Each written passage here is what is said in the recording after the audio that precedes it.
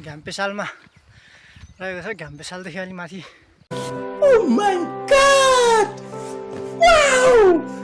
एउटा यसो गुम्बा, बौद्ध गुम्बा स्तूपा केही देख्यो मैले। अनि बिहानको टाइममा मर्निङ वाक पनि हुन्छ, यसो सिनहरू पनि हेर्नुहुन्छ। अब होइन, सबैजनाले हेरिदिनु होला। घ्याम्पेसाल बजार तल देख्न सक्नुहुन्छ। अनि यहाँ चाहिँ एकजना यो एकदम खतरा कट हान्ने अनि शौखिन कपाल कट गर्नलाई एकदम शौखिन मान्छे देख्न सक्नुहुन्छ। निजा ठुलो छ मेरो। निजा ठुलो भए पनि भाग्य चाहिँ सानो छ है। फेरि निजा चाहिँ एकदम ठुलो छ, भाग्यमा अलि खतबट छ। र निदा ठुलो भएर केही फरक पर्दैन रहेछ, त्यसमा विश्वास नगरौँ। र एउटा कुरा, मकैबारी टन्न गाउँ छ। अनि म उकालो यो बाटो हिँड्दै आएको, सिँढी बाटो देख्न सक्नुहुन्छ।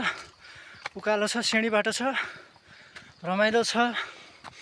पुरा पनि घुम्न आउनुलाई इन्जोय गर्नु होला, किनभने लाइफ टाइम भनेको फेरि फर्केर आउँदैन। चान्स पायो कि नेपालीले गर्छ भने जस्तै म चाहिँ चान्स पाउने बित्तिकै घुमिहाल्ने हो।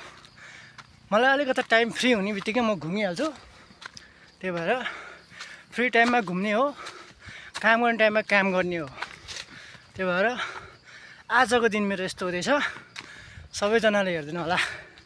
अलि सास बढेको छ, यो अलि लेग नि पर्दो रहेछ।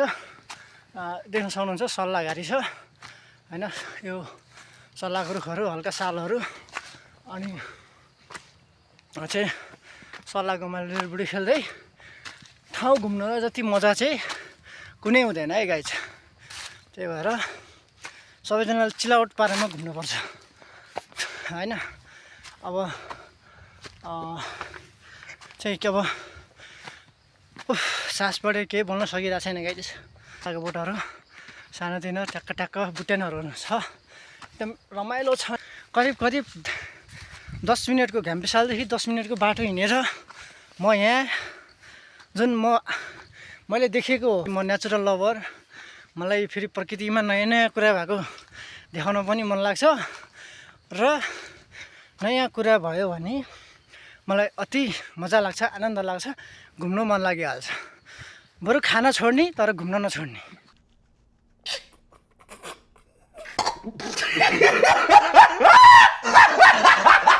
मेरो चाहिँ सिद्धान्त त्यो हो।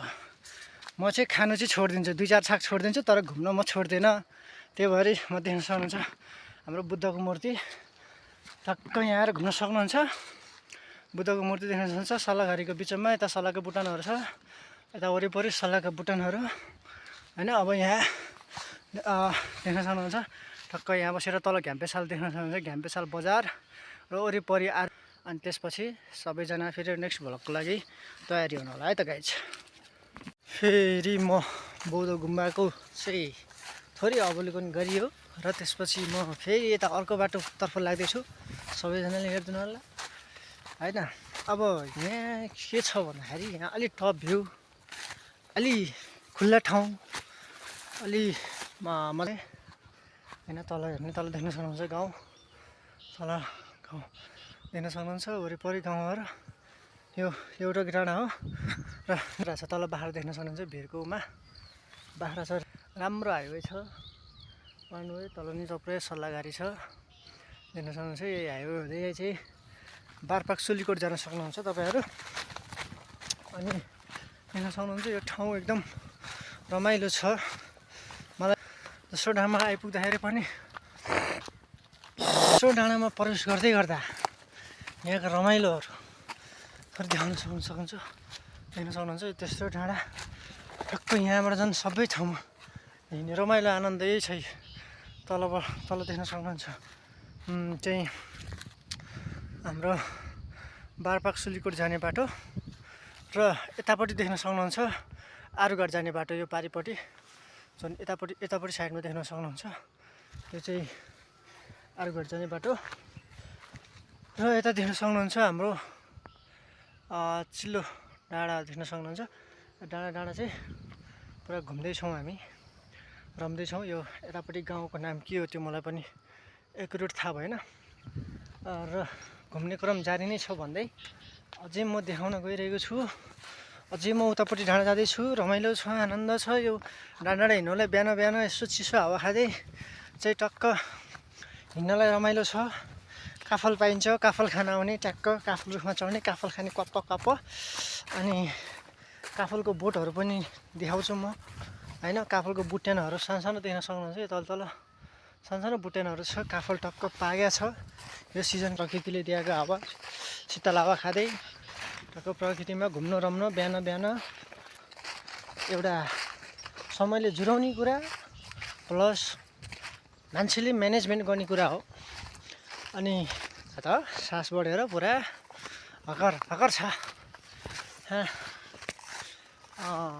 यो देख्न सक्नुहुन्छ तल पुरा टोटो देख्न सक्नुहुन्छ। यता घ्याम्पेसाल देख्न सक्नुहुन्छ।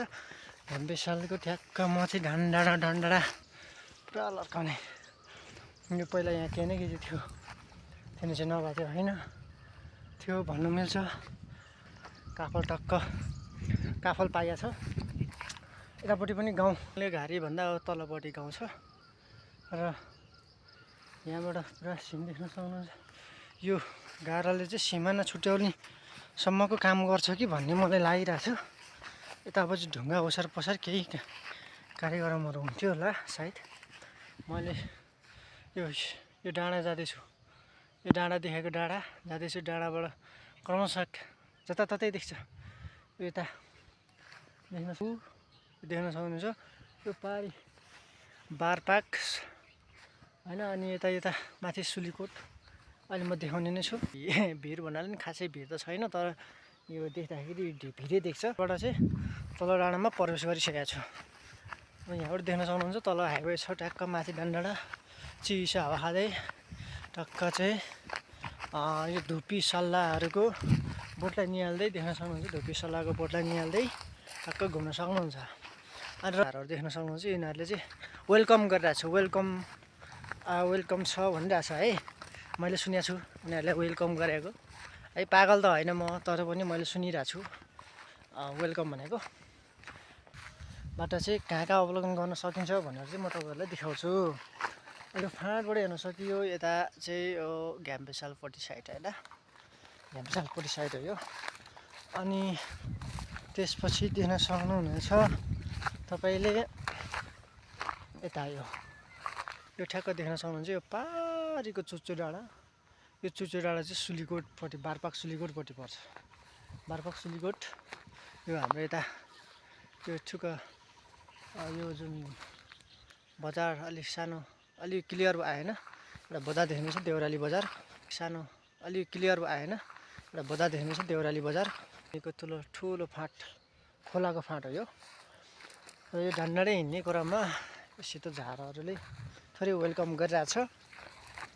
रमाइलो पनि लागिरहेछ। म एक्लै छु, चराउने ग्रुप हुनुहुन्छ, बाख्रा चराइरहेछन् होइन। त्यस्तो डाँडामा आइपुग्दाखेरि ट्याक्क रमाइलो आनन्द लाग्छ मलाई होइन। चिसो तक्लु कपालमा चिसो हावा खाँदै हिँड्नलाई मजा आउँछ।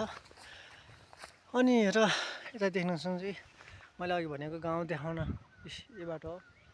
यही बाटो टक्क जान सक्नुहुन्छ। अनि यो यतापट्टि यो जुन तपाईँले देख्न सक्नुहुन्छ यता चाहिँ यो चाहिँ घ्याम्पेसाल। अनि यताबाट यता देख्न सक्नुहुन्छ यो टाढी देखेको चाहिँ टाकु। अनि र यता यो देउराली बजार फाँट छ। फाँट पुरा चिल्लो फाँट। मैले यस्तो टपमा छु, टपमा एकदम मजा छ, आनन्दै सबभन्दा टपमा छु। फाँट यो पुरा यो चाहिँ बारपाक सुलीकोट जाने बाटो खारचोक भन्ज्याङ। अनि टाकु देख्न सक्नुहुन्छ। बाख्रा, यो बाख्रालाई च्याप्पै समातेर मासु बनाएर खाने मिल्दैन होला। यस्तो पुरा चाहिँ यो सल्लाहहरू छ होइन। बाख्रा कुन प्रकारको बाख्रा हो गाइज भनौँ है। यो बाख्राको प्रकार भनौँ कुन खालको बाख्रा हो यो। अब यो पुरानो माने 1 2 होइन। अनि यो यहाँ चाहिँ चौतारा यो चाहिँ कम्ती होइन 8-9जनाको माने 9-10जनाको मानेहरू चाहिँ छ। यहाँ पुरै च्यान्ने घाटी रहेछ, च्यान्ने घाटी होइन मानेदेखि उहाँ पछाडिदेखि यो डाँडाबाट पुरा घुमेर माथि लेक डाँडाबाट घुमेर यहाँसम्म आइपुगिसकेको छु। यतिसम्म आइपुग्दाखेरि मैले जे जति भिडियो बनाएँ सबैजनाले हेरेर रमाइलो गरिदिनु होला र अब आगामी दिनहरूमा पनि नयाँ नयाँ भिडियो ल्याउने नै छु। प्रतीक्षा गरेर बस्नु होला। मेरो भिडियोको आउनको लागि चाहिँ सेयर गरिदिनु होला र फलो गर्नु होला। मलाई फेसबुक पेजमा फलो गर्नु होला र युट्युबमा गएर सब्सक्राइब गरिदिनु होला।